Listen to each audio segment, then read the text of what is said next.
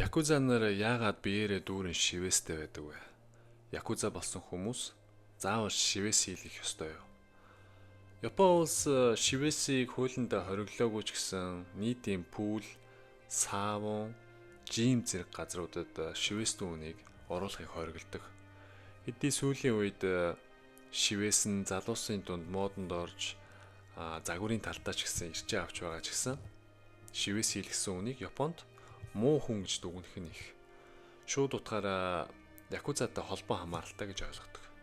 Японы якуза гэхээр л биеэрээ дүүрэн шивээстэй тийм дүр зураг нүдэнд буудаг баг. Якуза болон шивээсийн хоорондын холбоо хамаарал түүнийг ярихын тулд Япон улсын шивээсний түүхээс эхлэх нь зөв болов гэж бодож байна. Япончуудын шивээсийн түүх тэр 15 мянган жилийн өмнө амьдарч байсан Жомон үеийн хүмүүсээс эхлэлтэй. Тухайн үеийн хүмүүс шашны болон сахиусны утга агуулгаар өөрийн бие дээрээ шивээс хийлгдэг байсан байна. Гол ус далайд орж загас барьж амьдардаг байсан учраас том загас барихын ерөөл болгож аль эсвэл эсэн мэнд гэртээ хайрахын сахиус болгож шивээсийг анх хийж эхэлсэн байна. Харин дундад зууны үед гэмт хэрэг хийсэн, шийдгийг түлээсэн хүнд тэмдэг болгож шивээсийг хийдэг болж. Хийсэн хэргийн шийтгэл зэргээс хамаарад янз бүрийн тэмдгийг тавьдаг байсан байна. Энэ үеэс эхлэн ирээ зүйн буюу шивээсийн талаарх нийгмийн харах өнцөг өөрчлөгдөж эхэлсэн. Шивээс хийлгсэн хүн бол муу хүн, гэмт хэрэгтэн гэж үздэг болсон.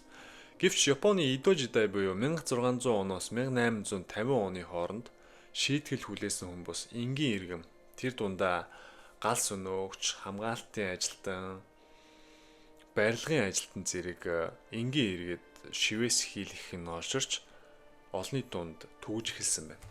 Эдо жидайны үед Япон улсад маш их гал төмөр гардаг байсан. Ажилдаа тангараг өргөсөн гал сүнөөгч нар амь насаа өхөөсч буцахгүй гал унтраахад тэмцдэг байсан. Гал сүнөөгч нар болон барилгачид олон нийтийн дунд нэр хүндтэй ард иргэд бүгд тэднэр бахархдаг байсан байна.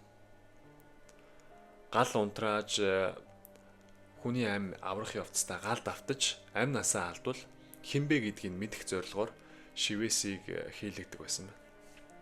Олон түмний бахархал болсон эдгээр гал сүнөөгч нар шивээсийг ихээр хийлгэж эхэлсэн нь олонний дунд тархан шивээсийг харах өнцөг жаахан ч гэсэн өөрчлөгдөж эхэлсэн байна. Шивээсийн дизайн, загвар нь өөрчлөгдөж эхэлсэн.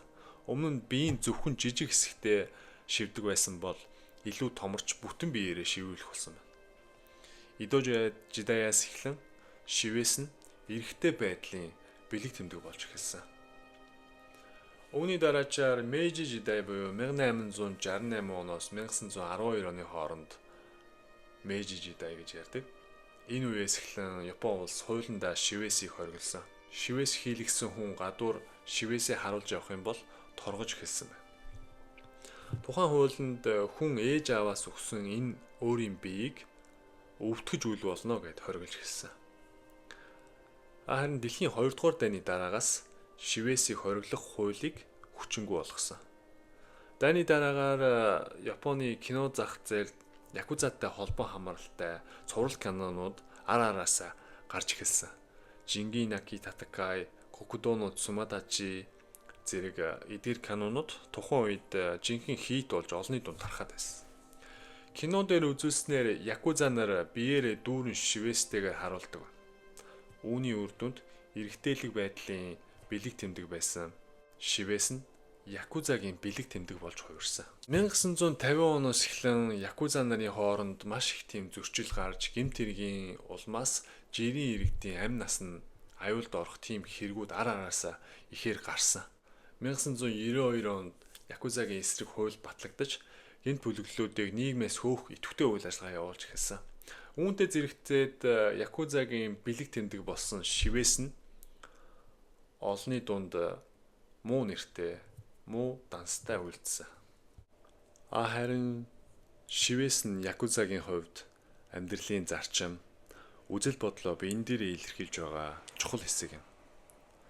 Биен дээрээ шивж буй зүүнийг бүрэн шийдвэр, итгэл үнэмшлийг илэрхийлнэ. Ээж аваас авсан энэ өөрийн биен дээрээ шивээс хийлгэснээр Якузагийн ертөнцид эргэж буцалтгүйгээр орсон гэсэн шийдвэрийг бас илэрхийлдэг байна. Якузагийн шивэсний зарим нэг утга учирын талаар ярилцвал луу болон баран, хүч чадал, эрх мэдэл, амжилт, хүсэл тэмүүллийг илэрхийлдэг байна. Харин алтан загас нь амжилт болон азийг илэрхийлдэг байна. Акал бузар муугаас зайлах, муу ёрийн сүнснээс зайлуулахыг илэрхийлдэг байна. Ханья атаархал, уур хилэн дургуйслыг илэрхийлдэг байна. Сакура цэцэг түр зүрийн байдал, гоо үзэсгэлэн, самурайн сүнсийг илэрхийлдэг байна. Хризантела урт наслалт, язгууртан, өгшгүй байдлыг илэрхийлдэг байна. Цэн цэцэг эд баялаг, хөгжил цэцэглэлт, язгууртнуудыг илэрхийлдэг байна. Галт шувуу аз жаргал, амар амгалан, хөгжил цэцэглэлтийг илэрхийлдэг байна. Японы энэ хатуу нийгэмд шивээс хийлгэснээр та энгийн хүн байха болно гэсэн үг. Илүү шууд тусгаарлагдаж эхэлнэ. Зарим олон нийтийн газар орхон хориотой, дээрэс нь ажилд ороход хүртэл хэцүү. Гайгүй том компани байгууллагууд бол ер нь бараг ажилд авахгүй дээ. Гэвч Японы залуу үе шивэсийг сүүлийн үед маш ихээр хийлгэж байна. Сүүлийн үед манай Монгол залуучууд бас ихээр хийлгдэг болсон байлаа. Утга учиртай амьдралын зарчим, өөрийн үзэл бодолтой тааруулан хийлгвэл бас гоё л баг. Ямарваа юмыг хэтрүүлвэл хит муухай болоод идэг шүү дээ. Шивэсний талаар юу гэж бодож байна та санал сэтгэлээ хуваалцаарай.